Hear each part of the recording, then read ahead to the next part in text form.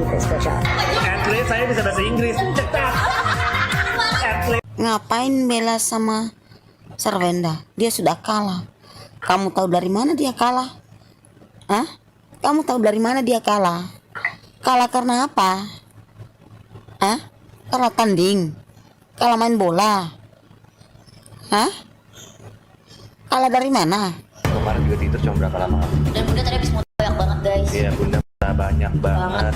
Halo teman-teman, selamat datang kembali di Analisis Sengit, channel yang selalu membahas dan mereaksi berbagai isu yang sedang viral, termasuk konten reaksi dari kreator lain. Di video kali ini kita akan membahas Giorgio, Melanie, Jordi Onsus, serta ramainya kritik netizen yang muncul setelah video klarifikasi Giorgio menggunakan bahasa Inggris di tengah isu yang masih berkaitan dengan Sarwenda dan Ruben Onsus.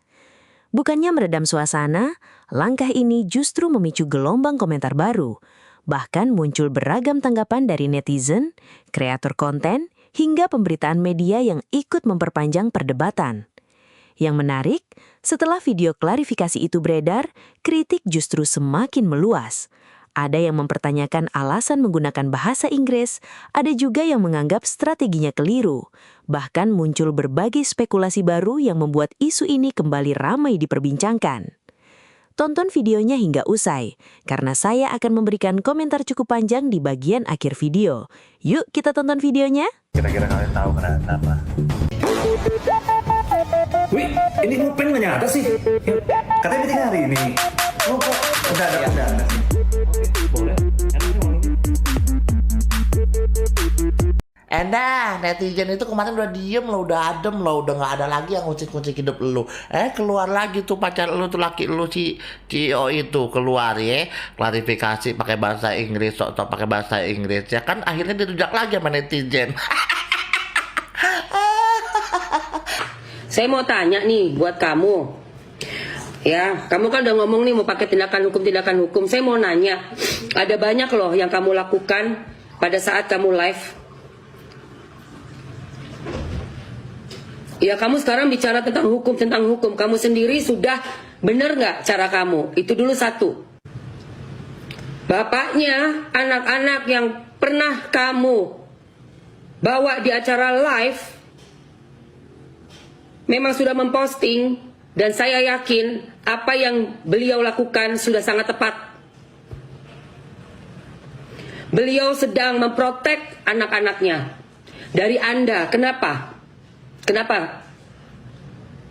Si ayah ini memprotek anak-anak perempuannya dari kamu? Karena pertama, jelas kamu belum ada hubungan apapun dengan ibunya. Oke? Naluri seorang ayah tidak akan mungkin membiarkan orang asing masuk ke dalam rumah. Itu naluri ayah, itu naluri dasar. Kedua, jelas dia bisa membuktikan bahwa semua pengeluaran yang sudah ikut kamu nikmati juga, banyak sekali buktinya ya. Itu sudah ada data fakta bahwa itu berasal dari beliau. Dibilang kata gua mah benernya diem aja. Udah tahu netizen Konoha lagi galak-galaknya. Waduh. Malah klarifikasi. Betul, harusnya diem dulu ya, apalagi ini Bapak Uben sama Endah ini kan lagi proses sidang ya, harusnya jangan muncul dulu, munculnya nanti gitu ya. Kalau kayak gini kan kayak dia sengaja pakai memanas-manasi netizen lagi gitu ya, yang harusnya ini kasusnya sudah redup jadi naik lagi gitu guys ya, ada gorengan baru lagi gitu ya. Kayak bahasa Inggris. Betul, apalagi pakai bahasa Inggris. Sudah tahu di Konoha kebanyakan ibu-ibu FB Pro ya, yang ya maaf ya, yang Inggrisnya yang masih kurang, termasuk aku juga masih kurang Inggrisnya gitu ya. Jadi ya harap ya kalau misalnya mau bikin klarifikasi ya harusnya pakai bahasa Indonesia aja gitu ya. Tuh kan, akhirnya ya kan netizen Konoha pada komen kan. Yang komen auzubillahi minasyaitonirrajim. Betul sekali pemirsa ya, waduh. Sombong amat. We continue to be a community that spreads kindness, love, and positivity. That's not gentleman. You're talking in English. That's not appropriate. Bentar, ada yang tahu nggak ya kira-kira alasan apa sih Gio bikin VT dengan bahasa Inggris? Apa untuk cari kelemahan si RO yang nggak bisa bahasa Inggris, nggak pandai bahasa Inggris, dan menjadikan kelemahan itu sebagai kelebihan untuk dirinya supaya diakui si IO yang wow gitu. Menurut kalian gimana katanya gitu guys? Waduh. Nah ini ada, kita lanjutin lagi ya VT-nya. Because we are in Indonesia and most of your followers, those bad people, are locals in Indonesia and they cannot understand you. I do understand you, but your accent is still very bad. It's very Bangladesh. It's not American, not even British English, not even Singlish. So you have to go back and learn from zero your English. Okay, dia? Serem banget ya, sok banget sekarang kita mamer, bukan hanya mamer rumah orang, tapi kita mamer juga bahasa kita yang pas-pasan ya, tapi nadanya mangga dua banget gitu loh, apalagi pakai teks. Ya, dia pengen nunjukin ke kita bahwa dia tuh CEO pakai bahasa Inggris, padahal VCIO ya, mungkin. Waduh, gimana guys? Apakah kalian setuju dengan Om Bule ini guys ya? Waduh. CEO WC. Gak sok-sok ya, dikira lo MO, Momo itu. Aku juga gak suka MO itu, Momo itu. Waduh guys ya. Rumors, false accusation. Apa nih guys? Ada komentar dari salah satu netizen terkait Ira ya, komentar dari Ira Purbasari nih. Saran, gak usah pakai bahasa Inggris ya kalau nggak fluent in English, karena matanya terlihat baca teks di depannya, dan videonya di split ya, daripada diketawain artis-artis yang lebih jago bahasa Inggris, nanti malah makin terkucilkan. Bahasa Indonesia lebih keren Pak Cena. Waduh, ingin terlihat lebih pintar dari Ruben, bahasa Inggrisnya Gio Enda dikritik netizen. Gimana menurut kalian katanya gitu? Waduh. And negative stories circulating about Sarwenda and me. We choose not to respond with anger or hatred, because we understand that many people simply do not know us personally or the truth of what we've been through. I hope we continue to be a community that spreads kindness, love, and positivity. Oh kan guys ya, waduh. Asli. Plot twist ya, Gio pernah jadi bintang tamu di Urban Onsu dan sekarang menjadi pacar Enda. Kan ini tulang. Waduh. Iya, coba aku kurang pasti, bentar. Wah. Itu di ini ya, mau disentuh ya hidungnya Gio kayak mungkin candanya Mbak Ayu itu kayak wah bener gak nih, asli nggak gitu guys, makanya waduh, tapi Gio langsung ini.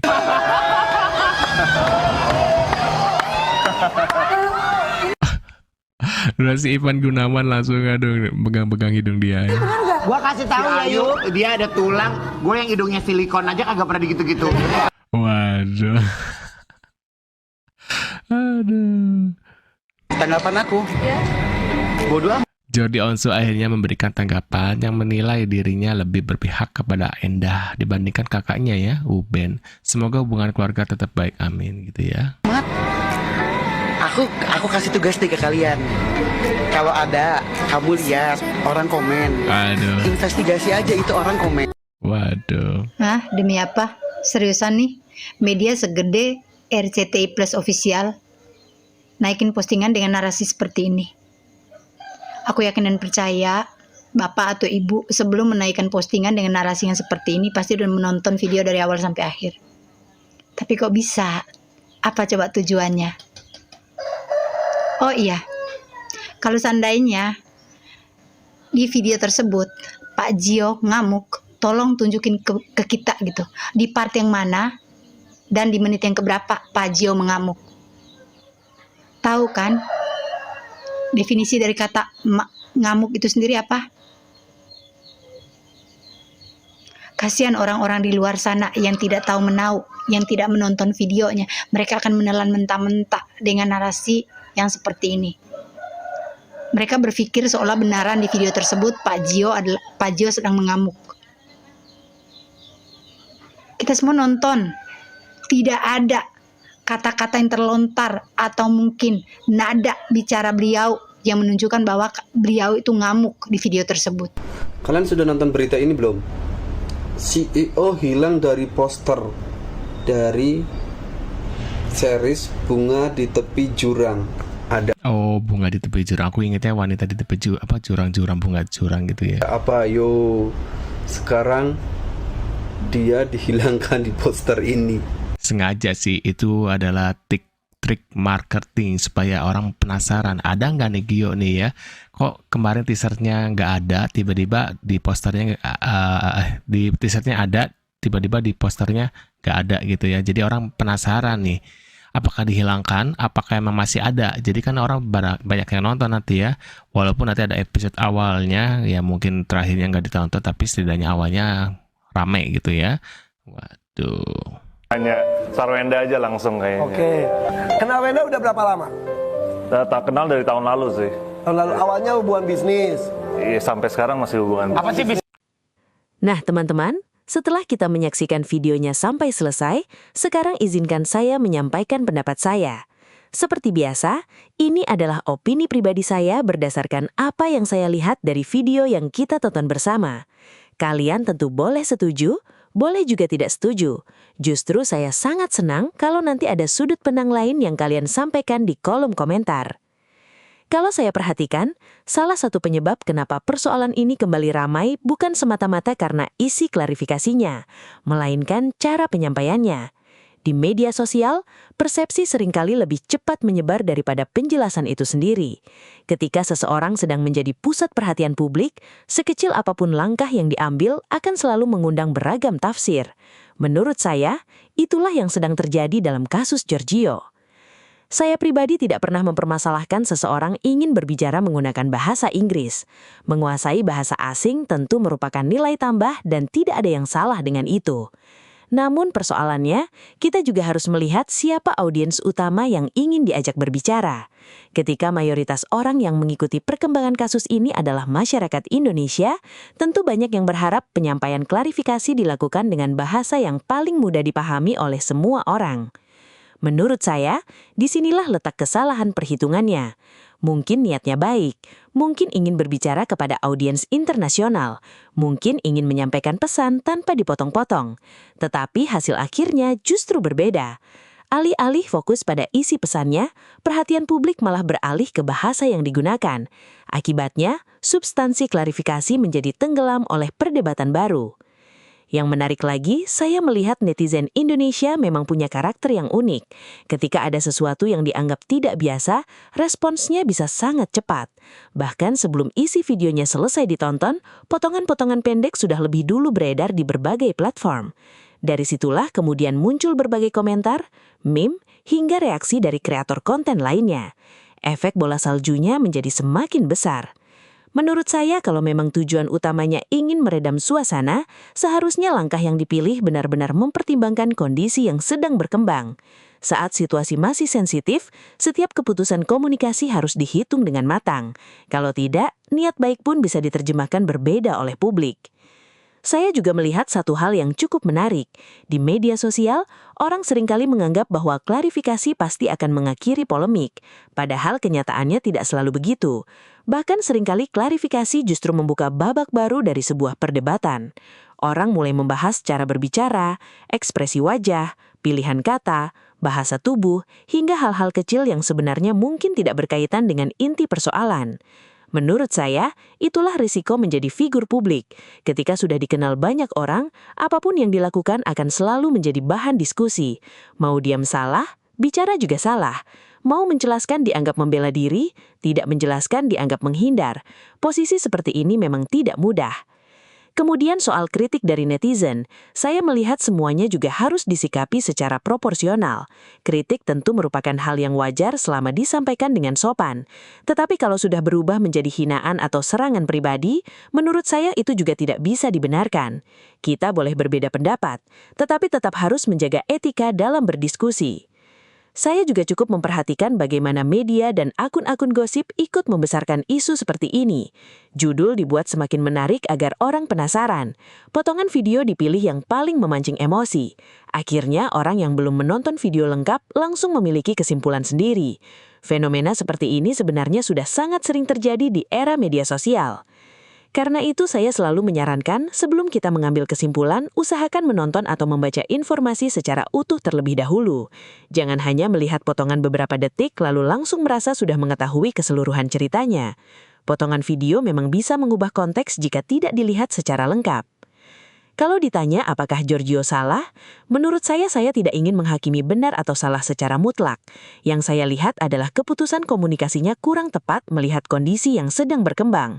Bisa jadi niatnya baik, tetapi penyampaiannya kurang sesuai dengan ekspektasi publik Indonesia.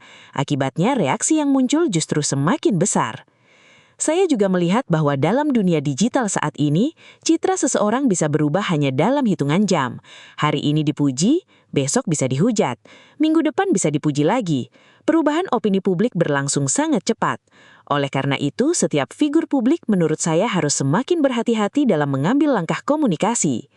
Terlepas dari semua polemik yang ada, saya berharap persoalan ini tidak terus berkembang menjadi konflik yang berkepanjangan. Pada akhirnya, semua pihak tentu ingin bisa melanjutkan kehidupan masing-masing tanpa terus dibayangi kontroversi. Publik juga lambat laun akan beralih ke isu lain ketika memang tidak ada lagi perkembangan yang signifikan. Buat saya pribadi, pelajaran terbesar dari kasus ini adalah bahwa komunikasi yang efektif bukan hanya soal apa yang ingin kita sampaikan, tetapi juga bagaimana cara menyampaikannya dan kepada siapa pesan itu ditujukan. Kadang niat yang baik belum tentu menghasilkan respon yang baik apabila cara penyampaiannya kurang tepat. Sekali lagi, ini hanyalah pendapat pribadi saya sebagai kreator yang sedang bereaksi sebuah konten. Saya tidak bermaksud menyudutkan siapapun maupun membenarkan pihak tertentu. Kalau nanti ternyata ada fakta-fakta baru yang muncul ke depannya, tentu opini saya juga bisa berubah mengikuti informasi terbaru yang benar-benar dapat dipertanggungjawabkan. Sekarang saya ingin mendengar pendapat dari kalian. Menurut kalian, apakah penggunaan bahasa Inggris dalam klarifikasi tersebut memang menjadi penyebab utama munculnya gelombang kritik dari netizen? Atau justru ada faktor lain yang menurut kalian lebih besar pengaruhnya? Tulis pendapat kalian di kolom komentar. Saya akan membaca komentar-komentar yang masuk dan kalau ada yang menarik, mungkin akan saya bahas di video berikutnya. Kalau kalian menyukai video seperti ini, jangan lupa berikan tombol like, bagikan video ini kepada teman-teman kalian, dan subscribe ke channel Analisis Sengit, agar tidak ketinggalan video reaksi terbaru yang selalu membahas isu-isu hangat secara santai dan apa adanya. Terima kasih banyak sudah menonton sampai akhir. Sampai jumpa di video berikutnya, tetap bijak menyikapi informasi, jangan mudah terpancing oleh potongan video, dan selalu biasakan mencari konteks sebelum mengambil kesimpulan. Saya pamit. Wassalamualaikum warahmatullahi wabarakatuh.